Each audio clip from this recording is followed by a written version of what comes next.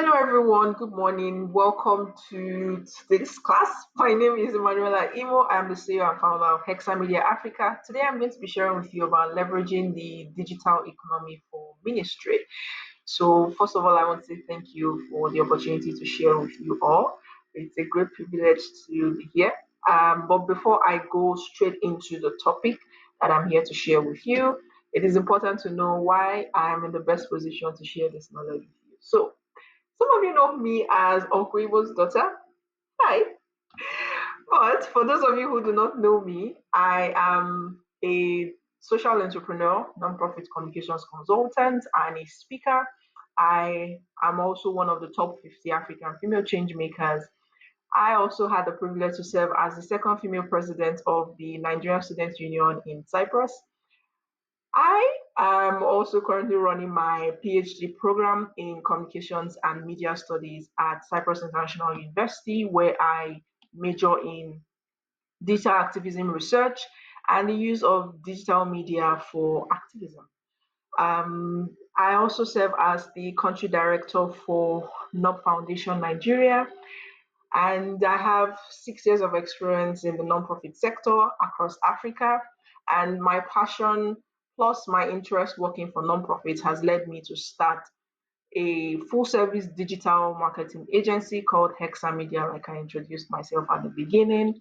And I also happen to be the convener of the Social Impact Marketing Summit, which is an expression of Hexa Media. So now that you know a little bit about me and why I'm in the best position to share this with you, let's go straight into it.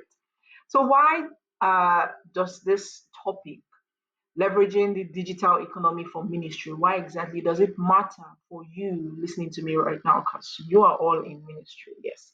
So, why should ministries leverage the digital economy? It's very simple, and I'm sure you already know this, so I'm not going to waste so much time here. You want to reach more people, you want to be able to engage effectively, you also want to be able to create more impact. These three things are the very major reasons why this topic matters, because the world is a global village right now and everyone is online. So you don't want to be lagging behind when it comes to reaching more people, going beyond physical locations, also engaging in real time and able to spread the messages faster and more efficiently. And so now that you know why this matters, let's look at what exactly the digital economy is. You already know it's a global network of economic activities. Basically, call it the online world, right? Very simple. The online world. Anything that happens online, enabled by digital technology, is basically what the digital economy is. So we have online businesses. You go online to make a payment, you swipe your card. There is Temu, there is Amazon, there is Seller, name it. Different platforms right now. You can just go and purchase things online. There is also content creation. You see a lot of content creators. If you're on Instagram, you're on LinkedIn, you're on Facebook, I'm sure you must have been seeing all of these people and all of these things. And there is also digital marketing, basically marketing via the online means. There is e-commerce, and there are AI powered services. And AI is where the world is right now, not where the world is going, because we are already there. As of 2 years ago, we would have been saying where the world is going, but right now we are in the AI economy. And so, as a ministry leader or as someone who works in ministry trying to spread the gospel, you need to leverage all of those tools for the work that you do. You need to leverage the digital economy for the work that you do. So, 1 second, please. Just gonna go straight up to my other slide. Sorry, text sometimes can be too quick. Okay, so why should ministries leverage the digital economy? I've told you what the economy is. I've told you why this topic is actually important, but why exactly should you leverage it? And I'm going to be shocking you with some things and also breaking some tables. So permit me to do this. Sometimes we have to go the hard way. So the bottom line is the world is digital. That's the bottom line.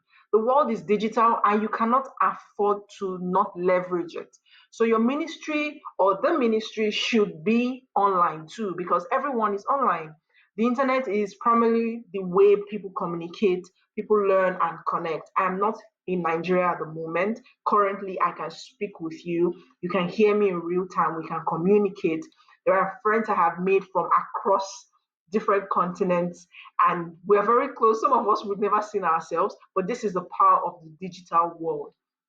And ministries have a higher advantage, to be honest, because you have so many people that you can reach to spread the word to. So if you want to remain relevant, if you want to be able to engage with people where they already are, which is online, you would need to be on that space. So many people, especially the young ones, search for spiritual guidance on social media, on YouTube, on podcasts, rather than physical churches. And so the question is Tom the go to organization for these young people to be able to get this spiritual guidance that they are looking for? The next reason why you should leverage the digital economy is expanding ministry beyond physical borders. Like I said earlier, the traditional way of doing things has ended, to be honest. It has really ended. And so we need to look beyond what it used to be before. Traditional ministry is often limited by location, but with digital tools, you are able to reach people globally. Now, imagine sitting in your room in Nigeria, in the UK, in the US, and you're able to reach people in Sudan, reach people, across borders. That's what the digital world can do for you as someone in ministry. So a teenager in Nigeria can easily evangelize the gospel, to someone in the US or Asia through social media, blogs, or video content. Content is king on every social media platform, and I'm going to get to that as we go on. And also, when we want to empower young leaders for greater impact, you need to work with them at the level where they are. And many young people already feel disconnected from the traditional church structures, right? And so the digital world literally gives them a voice. And so if they have this voice, you want to be able to use that voice to do the right things. A lot of them are on TikTok doing crazy things. If you're on TikTok, I'm sure you get what I mean. They're on TikTok doing crazy things, and this can actually be changed for the better only if the ministry is leveraging these platforms to connect with these young people. So, by learning digital skills, teen workers like you can create engaging content, lead virtual Bible studies, and also influence these teenagers positively. Another reason why you should leverage digital economy is for financial stability for the ministry and also for individuals. A lot of the work that has to be done, money is needed. Money is like the currency for everything, right? And so to get more money, you need to be able to tap into the happenings, or you need to be able to be online. So a lot of ministries struggle financially, and that is because they are leveraging on one stream of income or no stream of income at all, or they are still leveraging on the traditional ways in which they have been raising funds, which is calling people, sending flyers, telling people to donate, or going to churches and expecting people to give to them. But right now, in this century, AI generation where we find ourselves, digital tools and platforms have created new ways in which missionaries, organizations, faith based, and nonprofits can generate income while staying mission focused. You just need to set up a system, automate it, and everything begins to work. So, young workers can develop skills, right? Content creation, social media management, graphic design, and help both their ministry and their personal growth.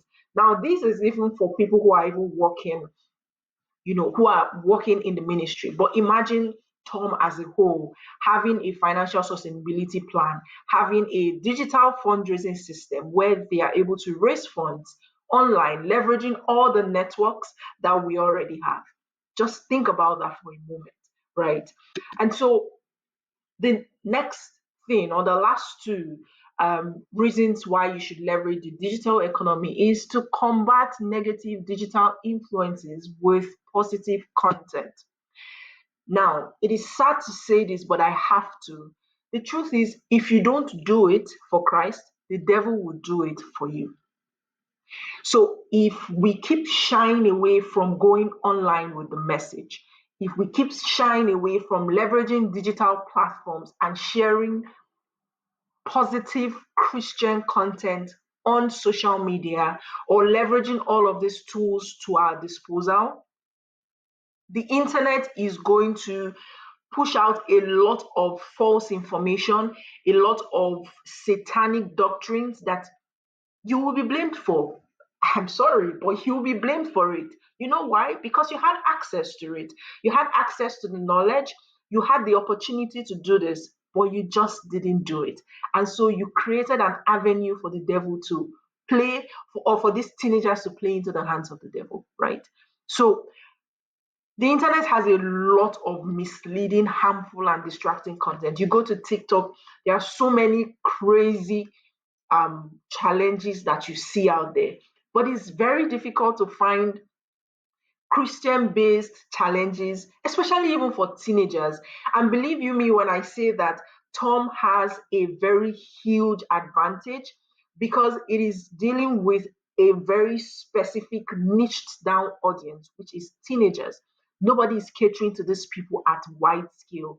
Everyone is just catering to the general church, right? But then Tom is very, very niche. So there is a huge opportunity on the digital world. So why are we not leveraging it? So instead of consuming digital content that is distracting and harmful, ministries have to step in to provide hope, faith, and truth online. And you are the keepers of the word. You are the ones who have the original information.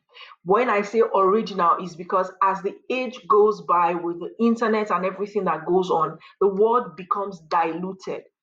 But when you, as a worker, someone in ministry, decide to begin to share content, and not just in the traditional way, but creatively sharing content that educates, gives the right information about what the Bible really says on certain matters, imagine the kind of change that would happen. And so the future of ministry is online. The future of churches is online. Churches are faith based organizations that fail to embrace digital transformation will become irrelevant. And irrelevant in the next year, I mean 2026. Remember when I was young, I used to hear Vision 2025. Guess what? We're in 2025. So in the next year, irrelevance is just knocking on the door because people have taken over. Teenagers who master digital tools now will be well equipped to lead the next generation of digital first ministries. But we cannot do this if it doesn't start from us and we move it up to the next generation. That culture has to be built, that system has to be built. And so that's the bottom line of why it is important. Now that you know why it is important and why you need to leverage the urgency for this, let's go into the more practical aspects of it. So, what are the digital platforms? There are so many platforms which I'm very sure you know about: Facebook, Instagram, YouTube, TikTok, and so many podcasting platforms, live streaming, blogging platforms, and all of that. But how exactly do you decide which one to work with and how to streamline the content that you share? So, social media, first of all, is where everyone is. So, Facebook for longer form content, a lot of teenagers are not really on Facebook anymore. Instagram is for video based and engaging content, storytelling content. YouTube is for longer form content, more or less services, preaching, and all of that documentary kind of content. TikTok is where the teenagers are. So, in order to decide the digital platform for ministry, you need to identify the target audience. And it's quite simple. Tom's target audience are teenagers. That's your target audience. And so we should be on the platform where these target audiences are. And TikTok is where they are. There are so many TikTok challenges. There are so many TikTok shops, so many things are happening on TikTok. There are some children that have their lives on TikTok. I happen to lecture in my university, and in my department, because it's a media department, I see a lot of these students who are TikTok influencers. And what they do is they just go live. When they go live, they're just blabbing, like saying nonsense, things that are irrelevant, and they get paid for this. Now imagine if we have Tom going live on TikTok, not just for the payment bit of it, but sharing inspiring Christian content, talking about topics that affect teenagers. And you just have teenagers coming in once in a while. You might not get them immediately, but when they know that this is a platform where they can get that information, they would always flock in. They would always flock in. So, Facebook, Instagram, YouTube, TikTok, those are the major ones. There is LinkedIn. LinkedIn would be used better for connecting with partners, with donors, with external members of the organization, but not the younger audiences. And so we also have websites and blogs. They will be used for sharing faith based content, devotionals, and testimonials. All the books that Tom has can be divided or broken down into devotional, sorry, and also bit-sized content that can be shared on the website and on the blog. The last time I went to check Tom's website, I wasn't so impressed about what I saw, but I know that it is still a work in progress and a lot of things can be done. However, you as a worker listening to me, how can you begin to influence the community where you work online by leveraging digital tools? You can go to Substack. Substack is a platform that is for blogging, very free, very easy to use. You can begin to have a newsletter there where you're sharing content across board and people are subscribing and they are learning from you. And then there is podcasting. Podcasting is one industry that is growing very, very wide right now, basically spreading the gospel through audio content. That's just audio content. And now this does not even apply only to teenagers, it also applies to teen workers. I'm going to be using Tom as a case study a lot, but then you can contextualize it to suit your reality, right? As a teen worker. But for Tom, imagine having a podcast where teen workers can come to learn about how to, you know, carry out their work, where parents can come to learn about how to manage their teenagers, and where teenagers can also come to get insightful content, Christian information that pertains to their lives. Imagine that. Podcasting is actually the way to go. Very easy, low lift kind of thing. And I'm sure Gracie has shared a lot of information about podcasting. So if you do not like to show your face on video, you do not like to write, or you don't know how to write, podcasting might be the easiest thing for you to do. All you have to do is sit down, get your phone, and begin to record. And then we have AI, my very beloved. And so AI and chatbots are very, very amazing right now. So many AI tools, some free, some paid, that can help do a lot of things. There are AI agents. There is ChatGPT, which I'm sure you all know. There is Claude AI. There is DeepSeek, which is going global right now. It's from China, but it's really doing amazing. Going through the thought process and giving you really great responses. There are so many tools, so many AI platforms that you can use, for the ministry. But then how can you leverage AI and chatbots? Providing automated responses. Imagine Tom has its own GPT where people can go and ask questions about how to work with my teenager, how to educate my teenager about God, or how to help my teenager see they're doing something wrong, that kind of thing. You have your Tom has its own GPT that has been trained to answer those specific questions. Mind blowing. If you have been following the trends, Pastor Kumuyi has his own AI. It's a chatbot, his own GPT, by the way. It's a chatbot that you go and you get his messages on play. Like, you just go there and you can get his messages or ask questions, and the chatbot has been trained to respond to your questions like if it's Pastor Kumuyi responding to you. Mind blowing. And he's the only one, the only faith based ministry in Nigeria that has tried that and is doing that. Are you seeing the opportunity?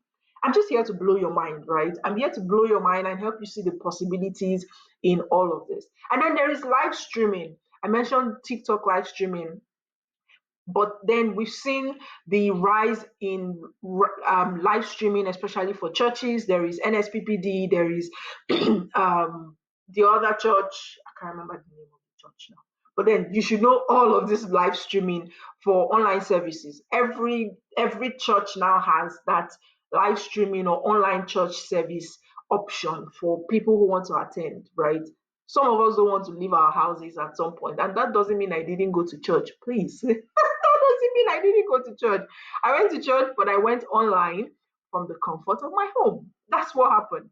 So live streaming is something that really works, right? It helps with Bible studies, Q&A sessions, just to be able to engage with your audience. So these are the different ways or the different platforms that you can begin to leverage right now to for the ministry to share content and connect with all of the different target audiences. I remember I said you mustn't be on all of these platforms. You just need to identify where your target audience is and where they get information from more.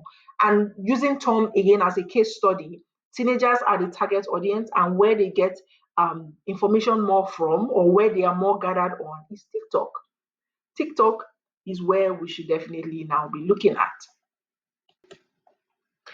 So now that we know about the digital platforms, let's go into the fun part, monetization and financial sustainability. So, like I said earlier, money is the currency for everything online. You have to be able to spend some money to get more things because these platforms spend money to give us something beautiful. So you have to also spend money to be able to get access to some of these platforms. Now, not all the platforms. For a ministry like Tom, fundraising and donation should be the very huge focus because it's a charity based organization, right? And so we don't do services where we say people should drop tithes, or drop offerings. It's not like if it's a church. And so the best way we can do this is through crowdfunding, getting people to actually support the work, either through their own donations or whichever way they prefer to do this. Now, imagine if we have a digital fundraising system that helps us to leverage digital giving platforms to raise funds for the organization. Now, imagine this. Let me blow your mind. Tom has been in existence for 30 years plus and has helped over 6,000 teenagers. Now, this is my own calculation. I know the numbers are more than that, but Tom has helped over 6,000 teenagers in the last 30 years. In fact, let me up it. Tom has helped 10,000 teenagers in the last 30 years, right? And these 10,000 teenagers have gone from teenagers to adults right now. A lot of them are doing big all over the world. Now imagine we have a system where we bring all of those people together to one place, leveraging digital media. And we tell them that we want to be able to help the next generation of teenagers. And to do this, we need your support. We have a monthly giving program where you commit to giving only $5 monthly to the work that Tom does. Only $5. Now, as a marketer, what I would think is out of 10,000 people that Tom has reached, we can only convert at least 10%. Now, when we convert 10%, that is massive. An average marketer can convert maybe 1 or 2%, between 1 and 5. But when we convert 10%, that is mind blowing. Now, imagine, I don't know math so much, but do the math. 100,000 people, 10,000 people have been reached, right? And we're able to convert 10% of 10,000 to give us $5.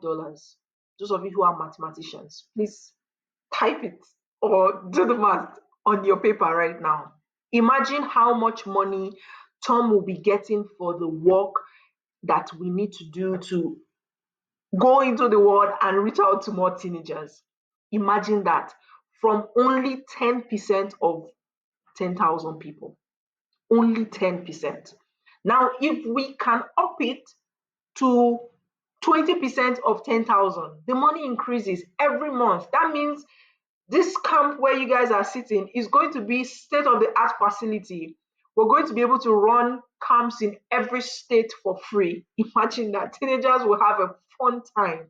We're going to be able to publish all the books. We're going to be able to do so much more. Money is the foundation for everything, but do we have the systems, and are we leveraging what we can leverage right now in this digital age that we are to raise these funds? Monetization and financial sustainability is based off on systems when it comes to the online world. So there are so many platforms that can do this, and GoFundMe, Patreon, these are just a few. There is Donnerbox, there is Give Butter, there is even PayPal, there is Stripe, these are the foreign ones. When we come down to Nigeria, there's Flutterwave, we can even use Seller. So many platforms that can be used to build this system. And then content creation is a way in which we can also begin to monetize. YouTube is monetizable. People make block from YouTube. Like, it's mind blowing. Me myself, I'm not even tapping into that YouTube yet. But it is possible to be able to monetize YouTube, and that can be another stream of income for the ministry. Now imagine you're sharing a lot of content, you have so many teen subscribers, and you're making money. Think about the Mount Zion ministries. When the Mount Zion ministry started, when we were quite younger, we used to see very scary films. In fact, I hated Mount Zion because of that. But when the new generation, his children, came in, things changed when they began to leverage digital platforms. The quality of content increased. They began to leverage YouTube for sharing their content, and they have a lot of subscribers. Now they don't just do just films. They have their podcasts. They have a lot of different expressions, and they are monetizing YouTube to be able to fund the work that they do. They preach the gospel through films, and people really watch these things. They go viral. Now imagine Tom is going viral every month on social media. What would that do for us? And then there are blogs. We can monetize blogs. Substack is monetizable. People can pay to get access to stuff, but then you control how you want that to be, yes? And online courses. Tom has a training for people who want to become teen workers. These courses need to be monetized. And I know, yes, it's a faith-based organization and all of that, but we need to stick with the reality of what the world is. What is this course worth?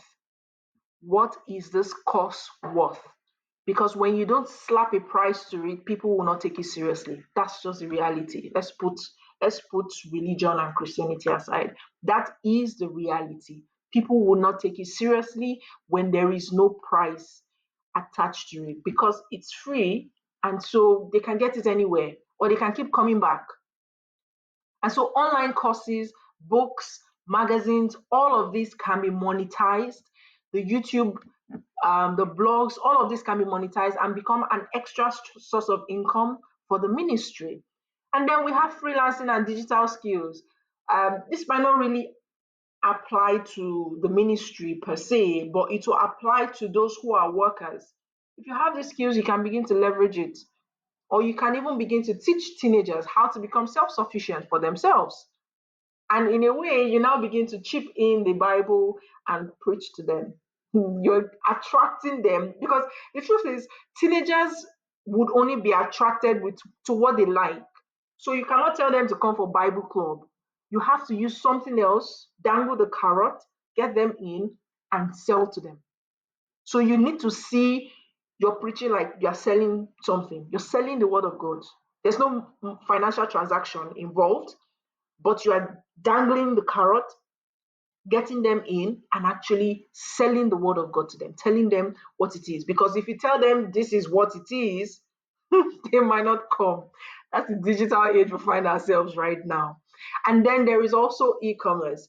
Till today, I still don't know why Tom is not involved in selling merchandise, merch, t-shirts, cups, and all of those things. I don't know why we're not doing that. But it's also another stream of income. Books, like I mentioned before, music, it's not our thing, but people do this, right? Even churches sell their messages. Pastors write books and they sell their books to their congregation. So why are we not doing that as a ministry? These are some ways that monetization and financial sustainability can begin to occur. And I hope that I've been able to expand your mind a little bit and help you see the possibilities of the online world. And so, moving on quickly, I have a few more minutes left. We have the digital tools. So, what are the tools you can use? So many tools, but I'm going to stick with the basics. Canva. Canva is free for faith-based organizations and in fact, every charity, not just faith-based, every charity, every non-profit, so far as you are registered as an NGO and you have your CAC, you are eligible to get access to Canva for free. And I mean without paying for anything. You just need to apply and they will approve you and you can use it, right? So Canva is free. You can use it. For me, I run a business. I pay for Canva every year. So my slides that you see, I'm sure you love it. Very simple, but I'm sure you love it. They were created in Canva. And let me bust your bubbles. This video that I'm recording right now is being recorded in Canva. Absolutely amazing. I didn't use Zoom because Zoom was stressing my life, but used Canva and you're able to access it just like that. And so Canva is everybody's go-to tool. You need to be able to use Canva to design amazing graphics, your flyers and all of that. And not just designing, like, please, better designs. That's my issue with a lot of organizations across Africa. I don't know what the problem is or who is designing, but the designs are just always having clash of interest. That's the best way to put it. But then, yes, the other tools, MailerLite, GetResponse, there are so many others. I mentioned Substack. MailerLite and GetResponse you have to pay for, but Substack is absolutely free. You can use it for email marketing and newsletters. And then AI tools to make your work easier for content creation. There is ChatGPT, there is Claude AI, there is now DeepSeek, there is Perplexity. There are so many. I can't even start mentioning. But ChatGPT for search, Midjourney for images. You can also consider Bing AI for images. So many tools. There is DALI-E, there is which other one? So many. I can't remember right now, but so many AI tools that you can use. And then for virtual events, and we already know Zoom. Even though Zoom is going wild with all of their updates, you can use Google Meet. Google Meet is cheaper than Zoom, to be honest. If you have, I think, 2K to 5K, you can pay for Google Meet and leverage it for your organization. Just pay for the entire suite, and then you can keep using it and recording better than Zoom, easier to handle than Zoom. And then there is StreamYard for virtual events. Also, you can use Canva for recording, just like I just shared with you that I've been using. And now, how exactly can we get started? What are the next steps? The very first step is to identify our goal. So, what are the goals? Evangelism, community building, and fundraising. That's like where we want to start from, right? We want to begin to build an online community of teen workers and teenagers, and also donors, right? And then fundraising, we want to build a strategy that will help us connect with the old teenagers, all the people that we've been able to reach out to before, bring them up to speed with what we're doing now, and begin to see how we can build that community and leverage it for fundraising, right? So you see how all of these different goals tie into one another. And then we want to choose the right platform, which I told you about before. Where is your audience? So identify where your audience is and begin to share content there. If you have issues with content, which brings us to the next point, create content, engaging content. Your target audience are teenagers. You want to be able to create content that speaks to them. You want to be creative and engaging. If you cannot, bring them into the process to create the content for themselves. They know what is trending, they know how to talk with their friends, right? Or better still, you can go to AI, leverage AI for content creation. Go to ChatGPT, prompt it well so it gives you great responses, and get a content calendar that you can begin to share posts consistently. Also, you can leverage AI and automation for efficiency. Like I just said before, automation is very important. There are organizations that I work with. The only thing I do is just automate the entire process. Emails are automated, social media posts automated, WhatsApp chats automated, a lot of messages are automated. So when you come, things are happening even when you are not there, right? And you are able to maintain your sanity because sometimes the online world can become overwhelming and you can have burnout. Finally, encourage digital giving and support. Now that the system is created, from identifying the goal, we are now on the platform, we are now sharing content. The last thing is a call to action where we are telling people to support the organization or support the ministry and the work that we do. And so you might be saying, oh, okay, Ella, I can't create content, or we have limited funds, or what about low engagement? How do we get people? All those things are just excuses. I don't see them as challenges. But if you see them as challenges, you don't have digital skills, go and learn. It's that simple. Go and learn. You either learn or you hire someone. It's very simple. There are no two ways about it. If you don't have the time, go and hire someone. If you don't have the skill, go and hire someone. Or you learn how to do it by yourself. It's that simple. And you can learn for free on YouTube. A lot of the things that I know today, self-taught, except the ones I had to go and take certifications for just so I can have the certification. I say I had the certification, right? But a lot of the things that I've learned today is from YouTube. I didn't even stress myself. I sleep on YouTube. It's like my school. There is so much free information on YouTube. You cannot imagine. Just go there and search. It's the number one search engine in the world. Go there and search. Just type it. Whatever it is you're searching for, it will blow your mind. You will find it, right? So go to YouTube, learn, or check out Coursera or other platforms where you can learn a digital skill for free. Are you having low engagement? Post consistently and interact with your audience. Don't just post and leave it. You need to post and comment, like, share, with people, engage. It's called social media. It's not media. The media alone is the newspaper, the TV. There is no feedback. They are not expecting it. But social media, we need to be social. You need to interact. That's the difference.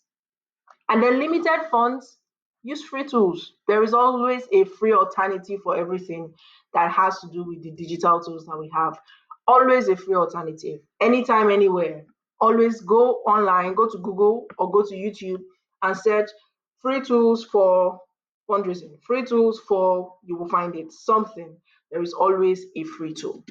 And so, what is that one step you can take today to apply all of the different things that I have shared with you? What is that one step?